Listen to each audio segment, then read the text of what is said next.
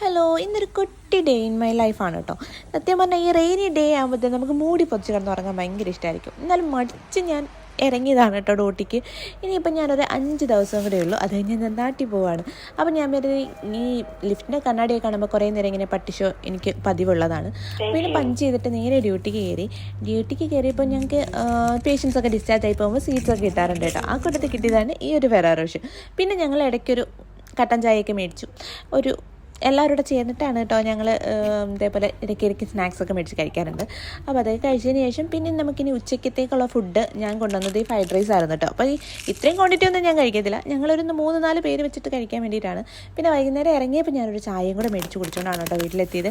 അപ്പം എന്നിട്ട് ഞാൻ ഇനി എന്താ ഉണ്ടാക്കുമെന്ന് ആലോചിച്ചപ്പോഴാണ് ഈ ഓട്സിൻ്റെ പുട്ടുണ്ടാക്കാമെന്ന് വിചാരിച്ചത്. കാര്യം ഓട്സ് എനിക്ക് കാച്ചി കുടിക്കുന്നതിനെക്കാട്ടും ഇഷ്ടം പുട്ടുണ്ടാക്കാനാണ്. കാര്യം കാച്ചി കുടിക്കുമ്പോൾ എനിക്ക് സ്റ്റിക്കി ആയതുകൊണ്ട് എനിക്കതെന്തോ ഇഷ്ടമല്ല. പിന്നെ അതേ വെറേ നേരം വായി നോക്കിയിരിക്കുകയാണ്. ഇനിയിപ്പം പോട്ടെ.